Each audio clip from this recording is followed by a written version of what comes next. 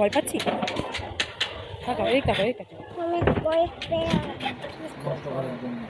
Hello everyone, welcome back to my channel. Welcome প্রমাস সংসারের আবার একটা নতুন ভিডিওতে। তো তোমরা সবাই কেমন আছো? আশা করছি ভালোই আছো।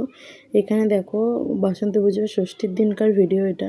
তো শর্টস তো তোমাদের সঙ্গে শেয়ার করেছি, ভাবলাম বড় একটা ব্লগ ভিডিও বানিয়ে তোমাদের সঙ্গে কি করলাম সারাদিন সবটা শেয়ার করি। তো সকাল সকাল উঠে স্নান করে চলে এসেছি মায়ের এখানে। সকালবেলা অঞ্জলি হবে, তো অঞ্জলি দেব। ষষ্ঠী করতে হয় যেহেতু বাচ্চার মা, তো সেহেতু ষষ্ঠী করতেই হয়, আমাদের নিয়ম আছে। তোমাদের কাদের কি নিয়ম আছে একটু জানাবে, ঠিক আছে? তো অঞ্জলি দেওয়া হয়ে গেছে, এখন এখানে পাঁচালি পড়ছে, তার জন্য হাতে দুব্বো আর চাল নিয়ে বসে আছি।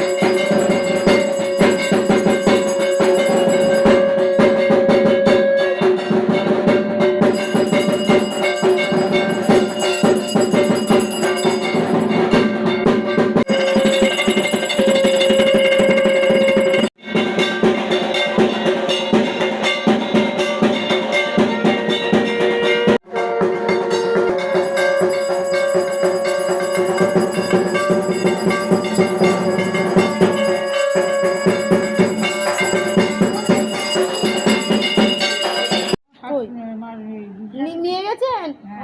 তাহলে আর লাগবে না।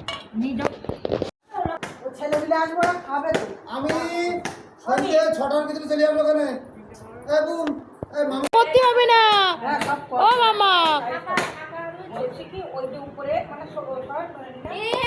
শুভ ষষ্ঠী, বাসন্তী ষষ্ঠীর অনেক শুভেচ্ছা তোমাদের সবাইকে। কে কে তোমরা ষষ্ঠী করলে? আমি তো ষষ্ঠী করেছি। সকাল সকাল চলে আসলাম মায়ের কাছে অঞ্জলি দিতে। এই যে দেখো হাতে দুব্বো চাল নিয়ে বসে পড়েছি। আর এই যে আমার ষষ্ঠীর ফল আমার কোলে শুয়ে আছে, তো আমি অঞ্জলি দিচ্ছি, আরও কোলে বসেছিল। ঠাম্মা এখনও বাড়ি আসেনি, বাড়ি নেই ওই জন্য, নয়তো ঠাম্মার কাছেই থাকতো। তো তোমরা কে কী করছো একটু জানাও। আর এই দেখো আমাদের মা, এখনও পুরো সাজ কমপ্লিট হয়নি, হোক তারপর আবার দেখাবো। থাকো, দেখতে থাকো।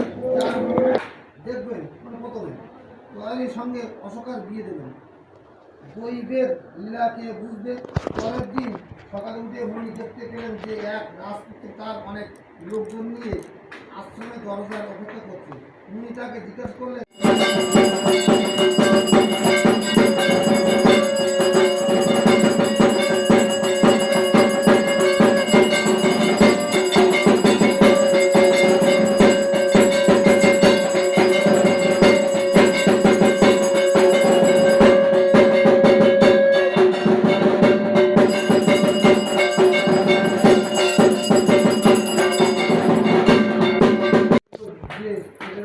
বউরা কেউ ঘুমতে ঘরের দরজা ভেঙে ফেলে অশোকা দেখলো যে সকলেই বিছানায় মরে পড়ে আছে। এই অবস্থায় পড়ে অশোকার হঠাৎ মুনির কথা মনে পড়ে গেল। এমনি সে অশোক গাছের শাড়ি ধরে মুনির কাছে গিয়ে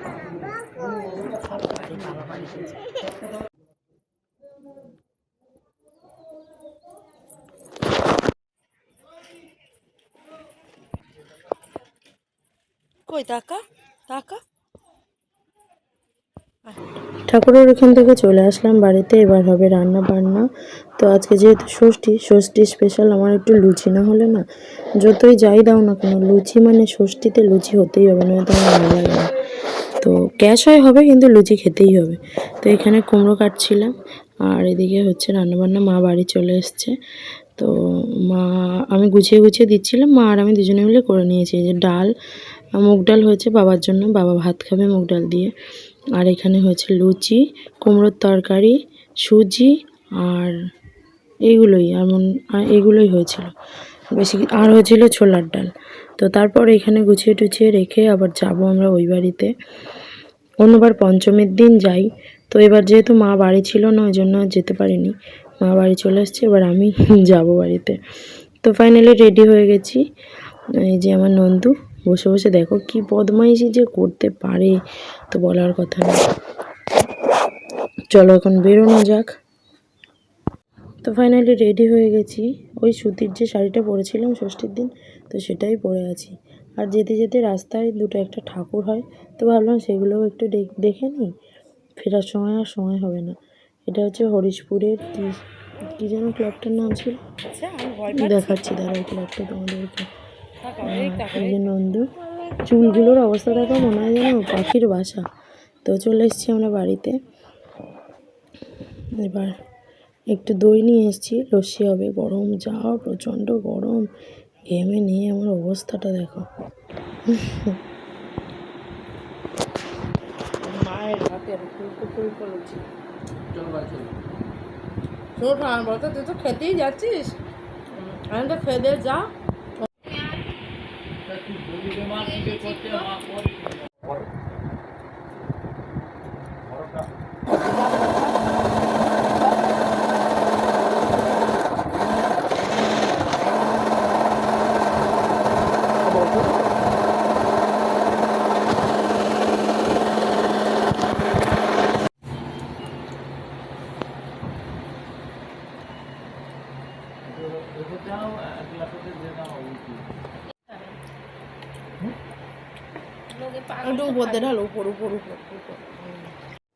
এবার দেখো আমাদের এই বাড়িতে কী কী মেনু হয়েছে।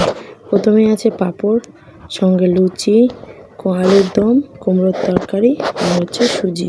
এই যে আমার বাবা খেতে বসে গেছে, মা সবাইকে খেতে দিচ্ছে। আর এই যে দেখো সুজিটা কি সুন্দর বসে গেছে, মা পিস পিস করে কেটেও দিয়েছে। আর আমাদের বাড়ির পাঁপড়টা না, আমার বাবার যা হবে মাংস পাঁপড়, ডাল পাঁপড়, সব কিছুর সাথে পাঁপড়, এত পাঁপড়। তো চলো এখন খাওয়া দাওয়া করে নিই।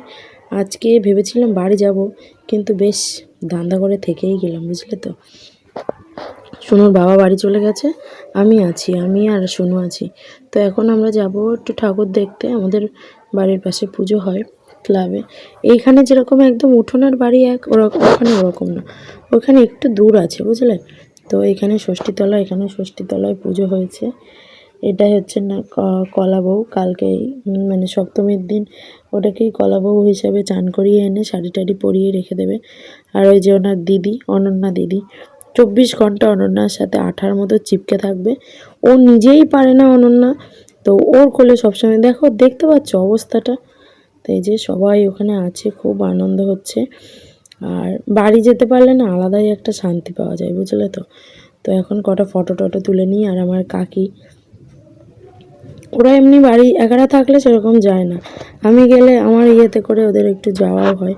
মানে কি বলতো, যেতে চায় না, সারাদিন কাজকর্ম করে, আমাদের গরু বাছুর আছে, চাষবাস, তো সব কিছু করে ওদের আর ইচ্ছা হয় না যে যাওয়ার, কিন্তু আমি গেলে বাধ্য করি যেতে। তো কি বলতো, এগুলো আবদার, কষ্ট হয়, কিন্তু তার মধ্যে ওরা আমার সঙ্গে আমাকে সময় দেয় সব সময়।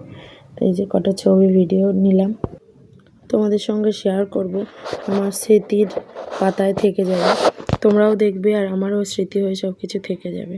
তো বেশ সুন্দর করে সব জায়গা সাজানো, আর কত লোকজন আছে দেখো। আর ওর মধ্যে উনি যে মধ্যমণি, উনি সব সময় সব জায়গায় গিয়ে শুধু বদমাইশি করবে। তো এত বদমাইশি করছে বলে আবার দিদা দাদু দোকানে এসে বসে আছে দেখো, চিপস কিনে দিয়েছে খেতে। আমি তো খেতে দিই না। এবার দাদুর কাছে গেলে বলছিলাম না, সব সময় বলি যে দুই বাড়ির দাদুর সঙ্গে আর আমার সঙ্গে সব সময় অশান্তি। ওরা চিপস তারপর ক্যাডবেরি এগুলো দেবে, আর আমি দিতে দেবো না, এই করে সব সময় ওদের সঙ্গে আমার ঝামেলা হয়, জানো না। ওর এই বাড়ির দাদু তো সবার সঙ্গে ডেকে ডেকেও বলে যে ওর মা এমন করে, কিছু আমাদের দেওয়ার উপায় নেই। তো তোমরাই বলো যে বাচ্চাদেরকে চিপস চকলেট এগুলো খাওয়া উচিত, কিন্তু কি করব, দাদুদের মন মানে না, দেয়। তো চলো দু একদিন খাওয়া যেতেই পারে, আর কি করা যাবে। এই যে রোকা টিংটিংয়ে, আর কাকিও আছে বসে, কাকি আমি বসে আছি, আর মা আর বাবা ওর পিছনে সমানে দৌড়াচ্ছে। কাকিও ছিল, দেখো কি দুষ্টুমি, মুখটাই দেখলে মনে হয় যে সবসময় মুখের মধ্যে বদমাইশি ভরা। তো চলো এখনকার মতো টাটা, ঠাকুরকে টাটা দিয়ে ওর বাড়ি যাই।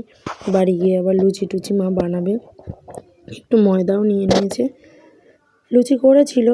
তো আমি বলেছি আবার লুচি খাবো, তো মা আবার লুচি বানাবে। আর কাকি আর আমি এই পাশে দাঁড়িয়ে দাঁড়িয়ে ভিডিও করছি, ওদিকে ক্লাবটাও দেখো কি সুন্দর করে সাজিয়েছে, বেশ মজা হয় জানো তো। গণ অষ্টমীতে তো থাকতে পারবো না, গণ অষ্টমীতে এখানে সব পাড়ার লোকজনরা একসঙ্গে ময়দা মাখা, তারপর লুচি করা, কত আনন্দ করে। দেখি কোনোভাবে যদি ভিডিও কালেক্ট করতে পারি তো তোমাদের সঙ্গে শেয়ার করব। ম্যাডাম আর আসলেন না, দেখলে বাবার সঙ্গে চলে গেল মন্দিরের দিকে। তো আমি, কাকি আর মা এসছি, আর মা এখানে ময়দা মাখছে, লুচি করবে। বাড়ি গেলে করব বললেও কিছু করতে দেয় না, জানো না, তাই বাড়ি তো করি, সেখানে আর করতে হবে না।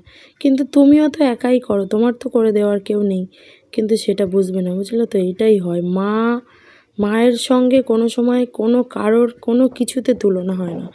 তো শুধু কাজ করতে দেয় না বলে তাই জন্য না, সব কিছুই। বাড়ি গেলে খাওয়ানো দাওয়ানো আমার বাবাই করে, মা করে, কাকি আছে, আর আমার ভাই বউ আছে, ওরা সবাই মিলে করে, আমাকে কোনো দিকেই খেয়াল করতে হয় না।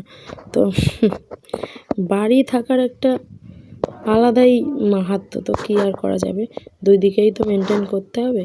তো আজকের মতো টাটা, কেমন লাগলো জানিও। ধন্যবাদ সবাইকে পুরো ভিডিওটা দেখার জন্য।